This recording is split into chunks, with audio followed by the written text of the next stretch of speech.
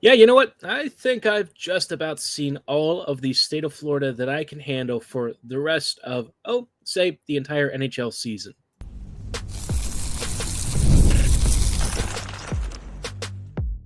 You're Locked On the Hockey Jets, your daily podcast on the Winnipeg Jets, part of the Locked On Podcast Network. Your team every day. Hey, friends, and welcome to tonight's episode of Locked On Winnipeg Jets, part of the Locked On Podcast Network. Your team every day. I'm your host, Harrison Lee, an avid Winnipeg Jets fan and an online blogger. You can follow me on Twitter at HLivingLoco and at LO_Winnipeg Jets. Thanks for making Locked On Jets your first listen of the day every day. If you like what you're hearing, be sure to like, follow, and subscribe on all of your favorite podcasting platforms and YouTube. Doing so, of course, is always free of charge and ensures you never miss another episode. Most of all, though, we just love and appreciate your support. Tonight's episode, obviously, we're going to have to talk about that game. Yep, you know exactly what I'm talking about because you all sat there and watched it with me, or if you somehow missed it, I suppose you probably were happy to miss it because it was not good. Winnipeg playing the Florida Panthers on the road after a tough loss to the Lightning the other night. Things, they didn't improve, right? Like I said at the start, I think I'm good with never seeing the state of Florida again. The only time that you would want to is if you're in the Stanley Cup final, but that is a long ways away. In the meantime, I think, again, I don't ever want to see them again. Unfortunately, we're going to have to see the Panthers a lot sooner, as soon as Tuesday. I'm sure the Jets will be looking for revenge, but we'll talk about what happened in their first meeting of the season in just a moment. Before we go any further, though, just wanted to let you know that today's episode is brought to you by Indeed. Still searching for a great candidate for your company? Don't search, just match with Indeed. Now, like I said, Saturday's game probably could have gone better. If we're looking for, what exactly summarizes this game in perhaps one word, domination. The Panthers, for almost the entire game, just little broed the Jets. This doesn't really happen to Winnipeg all that often. It's very rare that a team comes in and just wallops Winnipeg. I mean, the Jets have usually been the one to at least play competitive hockey. Winnipeg, went into or went home and then took on the Stars and crushed them. Then went on the road, crushed the Rangers, and then the trip through Florida did not exactly go according to plan. A 4-1 loss to the Lightning, and I thought, okay, well, after the Jets have lost games, they've usually had a good response. So surely they're going to show up for the Panthers game. But instead, it was, to put it quite lightly, a little bit humiliating. This was one of the worst losses of the season, of which there are only 3. So obviously it's easy to be the worst loss of the year. But I think in the context of the season, it's kind of interesting because we've said a little bit about this stretch being really the true barometer of what this Jets team is. And I think we're kind of seeing that, unfortunately, 15-1-0 probably wasn't a real reflection of the team. And that's fine. No team in the league right now is 15-1-0 good. Certainly the Panthers are not. They are in my mind, the true best team in the NHL, but even they have been prone to lose a couple of games here and there. They had 2 rough ones against the Devils, who are also pretty good, but clearly still lacking a couple of things themselves. It's one of those any given Sunday kind of situations where, any team can beat any one other team. But I think in this one, my biggest takeaway was that the stuff that I said in the offseason and prior about the Jets needing to hit a different level before the playoffs kind of still holds. I think this is one of those games where the top line kind of got reminded that, last season's run of games, however long it was, whether it was 17, 20, whatever, it was perhaps not, an issue of just waiting to gel together or anything. There are some real stylistic problems for how this team matches up against fast, high-pressure squads.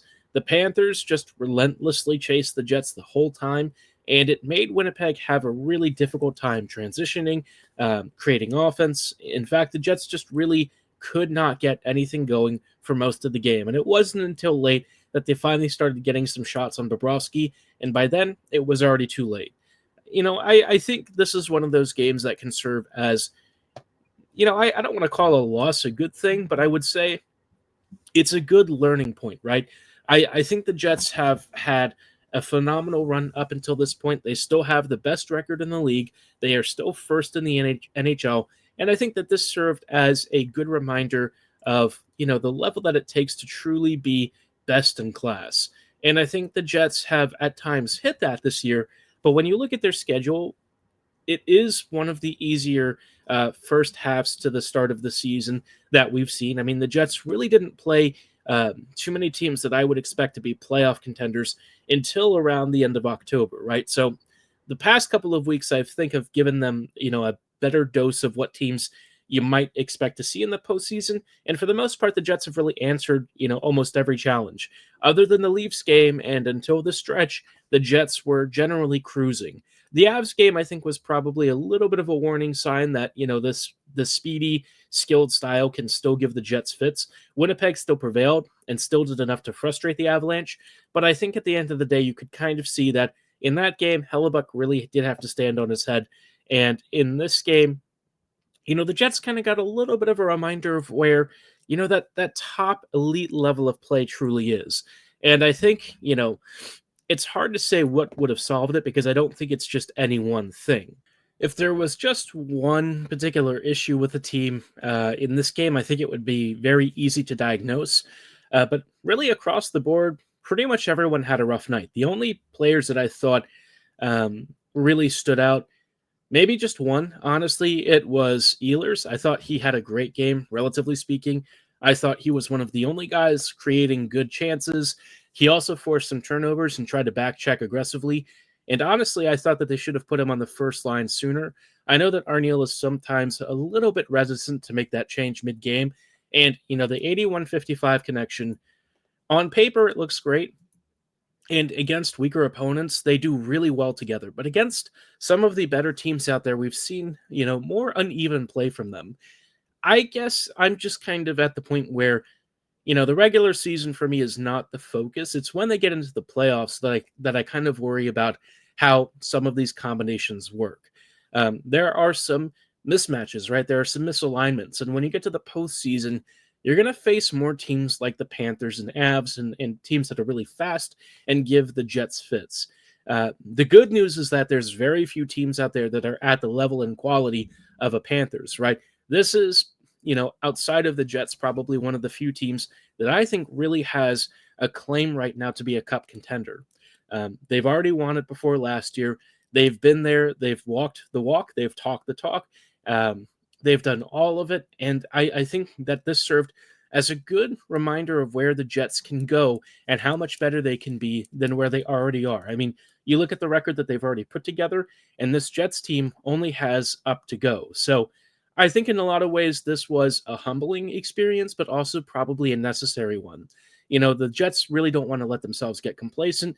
I think that they always want to be looking ahead. And you know what? They earned a couple of nights off with, the past historic run. So I think you're allowed to have a couple of bad games. But I think this Panthers game in particular was just a good sort of early season reminder. This is a team that's been there before. They've won it all. This is what you need to do when you get to April. You get there and great, you're ready for the postseason. But I think this also gives the front office some ideas about what to do next.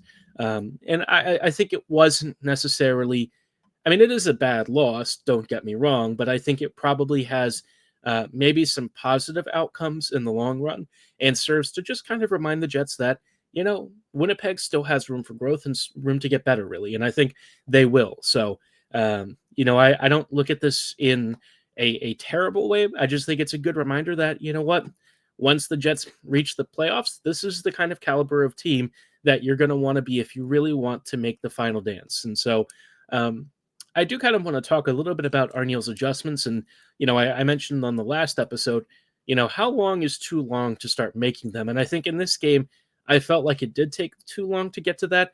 And I want to talk about whether or not we should expect to see some changes on Tuesday. But before we dive into all of that, did want to chat about our friends and partners at PrizePicks. PrizePicks is the best place to get real money sports action. With over 10 million members and billions of dollars in awarded winnings, PrizePicks has made daily fantasy sports available to everyone. You just pick more or less than at least two players for a shot to win up to 100 times your cash. PrizePicks is the best way to get real action on sports in over 30 states, including California, Florida, Georgia, and Texas. And they also have an injury insurance policy, so that if somebody gets hurt in the middle of your matchup, your lineup will still stay live. And of course, they also invented the flex play, which means that you can still cash out even if your lineup isn't perfect. And PrizePicks always wants to put you first. They offer quick withdrawals that are fast, safe, and secure. And when your picks hit, you can get your money in as little as 15 minutes. Better yet, if you sign up today, you'll even get $50 instantly when you play $5. You don't even have to win to get that $50. It's just guaranteed. If you're thinking about something for the Panthers game on Tuesday, maybe this is a time for the top line to have a bit of a breakout. Past couple of games have not been good, but maybe over under like 1.5 points for maybe like a Scheifele or a Connor or something. I would say let's go with the over this time. I feel like we're going to have a response game. They usually have had one after a bad outing, but hey, maybe they surprise us and have a tougher third straight outing. But again, all you have to do is play $5 and you'll get that $50 guaranteed if you are a new user. Download the app today and use code LOCKEDONNHL to get $50 instantly after you play your first $5 lineup. Again, download the app today and use code LOCKEDONNHL to get $50 instantly after you play your first $5 lineup. PrizePicks, run your game. Hey friends, and welcome back to this episode of Locked On Winnipeg Jets, part of the Locked On Podcast Network, your team every day. Every day, thank you so much for rejoining us on tonight's episode as we're just chatting about the Jets games, the past couple of outings, and Arniel I think has an interesting challenge of trying to balance what looks to be really good performance with the reality that the Jets still have room to grow. And I think for the most part this year, he's handled it very well. I'm very interested to know what he does after this past couple of games because when I talked in the previous episode about making adjustments, I said I didn't think that it had to happen immediately. I thought his move of giving his original lineups a chance to recover after a bad outing was helpful in previous games. And usually after the Jets got maybe some bad periods under the belt, he'd give them a chance to maybe make some adjustments, come back in the next period and perform. And so far they actually have. But I think in this instance, we're starting to see in this really difficult stretch of the season against some of the best teams out there where Winnipeg maybe has some vulnerabilities. And I sort of wonder if on Tuesday we might see Ehlers start on the first line. I know that people have all sorts of feelings and thoughts about him being up there, but like even if you have to do something like Connor, Scheifele, and Ehlers together, I'd just do it. I think very clearly Scheifele has looked behind to me. I don't know if this is just age-related or something with him, but I don't know. He just looks slow to me, and it's been a noticeable issue the past few games. Connor is still trying to be Connor and create as much as he can. It just feels like Scheifele has, when it's been at even strength, not really been at the races in some of these tougher games. And that's been an issue in past years where against top lines, he just doesn't have that extra juice that you're looking for. And it's a little weird because in other years he used to. There was a version of him that would go toe-to-toe against other opposing top lines, and he'd actually do pretty well. These days, though, it's been a bit of a different story. And so I sort of wonder if Ehlers might be the spark to help get him going, and if, quite honestly, Arniel needs to send a message. I think when he did that in previous games, it usually had the intended effect. The following shifts would usually be pretty good. And I think, with the Jets kind of having a bit of a tough run of past couple of games, I don't want to say it's alarmist to make the changes now. But I think these are the kinds of things that you can do to start setting expectations for when the Jets are much deeper in the season. They're really ready for a playoff run, and they're trying to figure out what the best version of themselves truly is. I don't think it's a punishment if you make some line swaps. I think it should be viewed as more of just experimentation to figure out which combinations give you the best chance for success. I know not everyone in the room is going to see it that way, and I think that that's one of the things that for Arniel remains a really difficult challenge to balance. But I think Tuesday presents a really good opportunity for him to maybe make an adjustment, see what happens. I think the past couple of games, Winnipeg really hasn't been getting it done. And so, in my mind, I think it's just about, putting everyone in the best position to succeed. I know that, again, when you tell a guy that you're taking him off a line or moving him, it's going to come off differently. But I think with how, the second line has been doing with Perfetti and Ehlers, and how Cole and Connor have usually gotten along, I feel like you could probably make this change, and I think you'd get pretty good results. Ehlers was, for me, the best player in the game against the Panthers, and it didn't necessarily result in points, but, he got close in a couple of opportunities. And again, he was one of the only guys who was creating, and I thought that he led by example. Hasn't always been the case with him this season.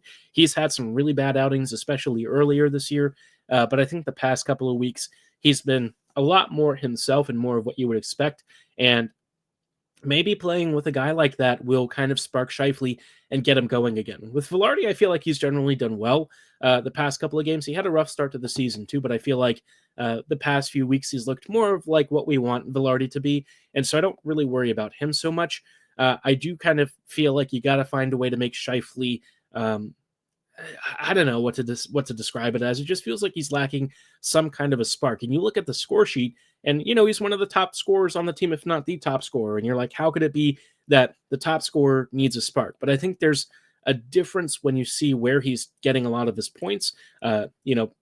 Primarily on the power play and stuff, or in situations where the Jets top line has lots of time and space to work.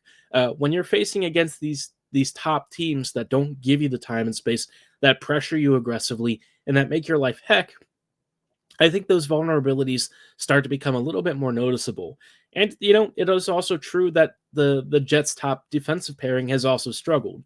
I think, when you're looking at Morrissey and DeMello, and they've not really been at the races this year, it just makes it even harder for the top line to find, a way through. And so I don't want to sit there and pile all the blame on the top line, because I don't think that that's fair, and I don't think that that gives the complete picture.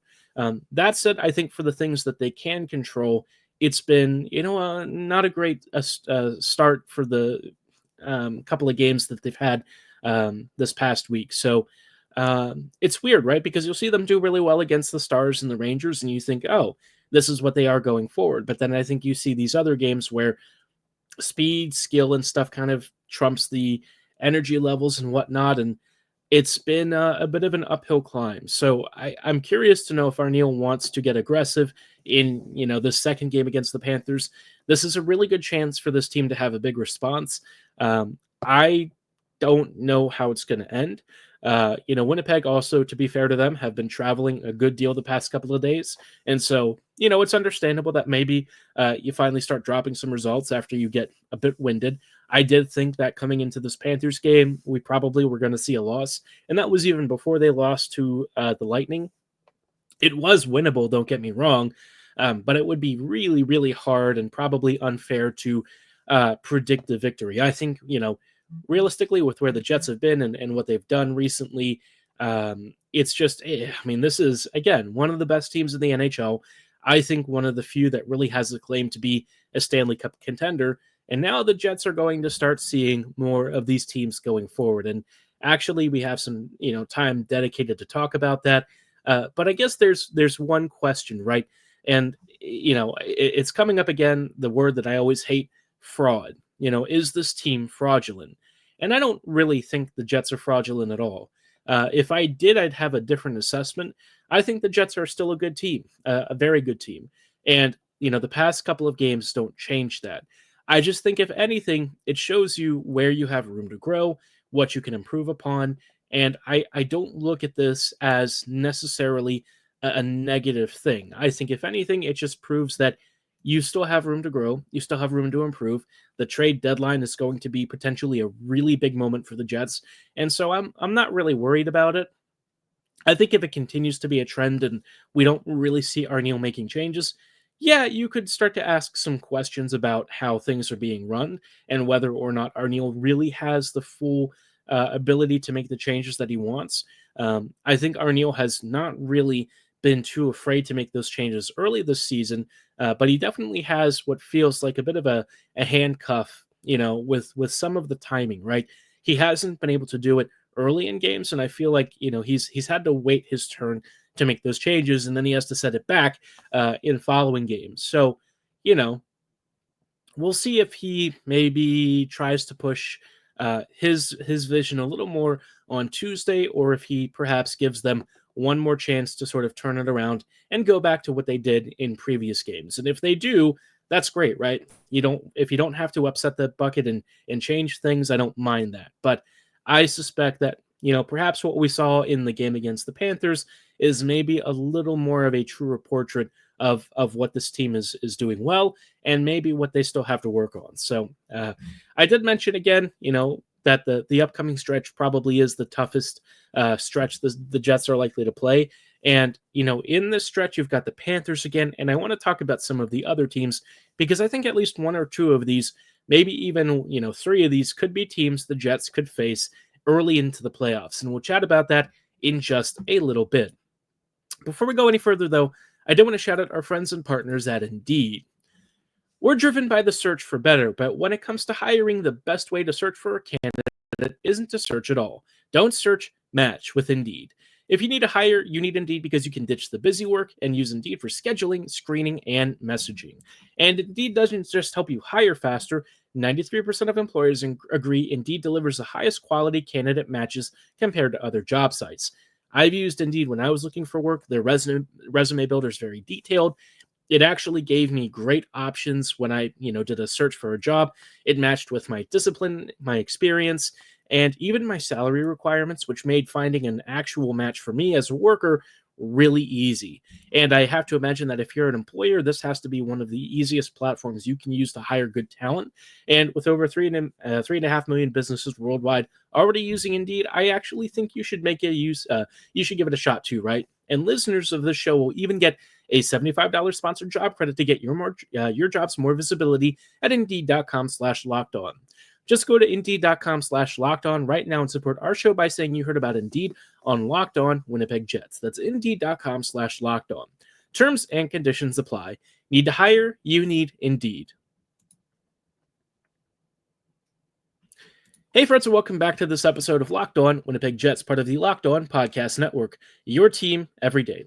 Everydayers, thank you so much for rejoining us on these closing thoughts on tonight's episode, as we're chatting a little bit about the stretch that the Jets have ahead of them. Obviously, the first couple of games of this big road trip, it's been a little bit of a mixed bag. There have been some amazing highs and some rougher lows.